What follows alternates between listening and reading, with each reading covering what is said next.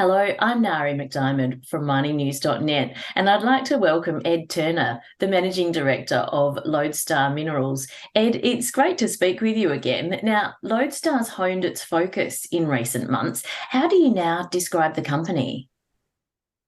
Yeah, we're junior explorer with a West Australian focus, primarily focused on our base metal and gold projects, but we also have exposure to lithium. But basically, yeah, a very ambitious and very focused junior explorer in the early stages of the exploration at our main Earaheedy project. Well, let's look at Earaheedy, your flagship project. What are the key highlights there? Yeah, we only just started exploring just over a year ago, really. So had the new tenements. It's a very large land package now. We've actually expanded on it in the last few months. So it's 1,420 square kilometres in the Earaheedy Project basin, on the opposite side of the basin to Rumble Resources, where they have their zinc-lead discovery. We also have a lot of copper-gold potential, like a VMS style, like a degrasser. So our very first air core program, which I only finished just over a month ago, we got some significant copper and gold hits, up to 7 metres at 1 gram per tonne gold and 0.4% copper associated. It's important to have that association, as well as having the volcanic rocks, which we intersected in the first pass drilling. So now we're following up the air core drilling. We've just announced today we've started RC drilling. So the RC drilling will go deeper and try to hit the primary massive sulfide mineralisation. So only very early stages. We've only explored a small part of the project so far, but we've got a really strong encouragement, and there's a lot of exciting potential there. And then, so that's the copper gold potential, which we're drilling in the short term. Then the zinc lead potential, we've got 100 kilometres of the unconformity, which hosts the zinc lead mineralisation on the other side of the basin that Rumble Resources has. So I've just commenced a large soil sampling program over that. So once again, early days, but a lot of exciting potential there.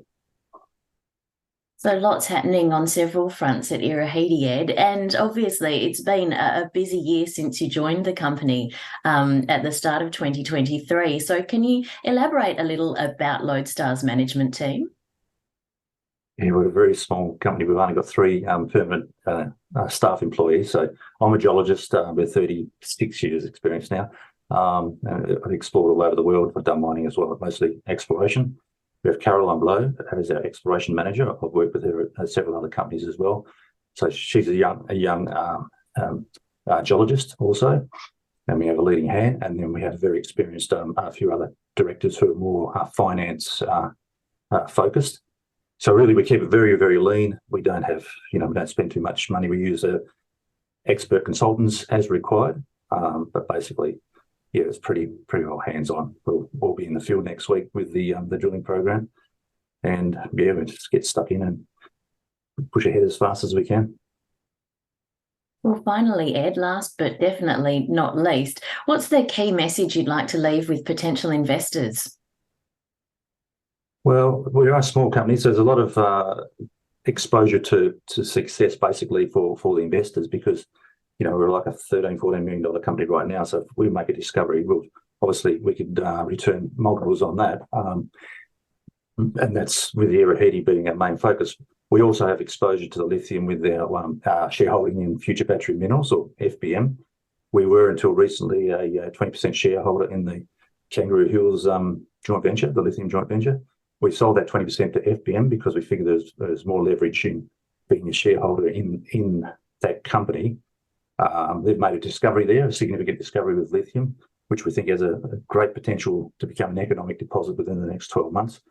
And once again, our 27.5 million shares could be worth 4 or 5 times what they are now in 12 months, if that's the case.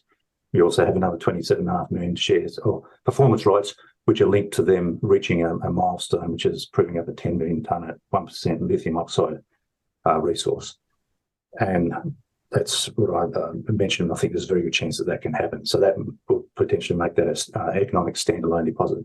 And they also have a fantastic lithium project in the US, in Nevada, and they're not really being valued for that right now. So we don't have to contribute any exploration funds to that joint venture anymore, so we can focus and put all that money into the Earaheedy project. So lots to keep an eye out for, Ed. Thank you. And it's great to speak with you again today. My pleasure, Mary.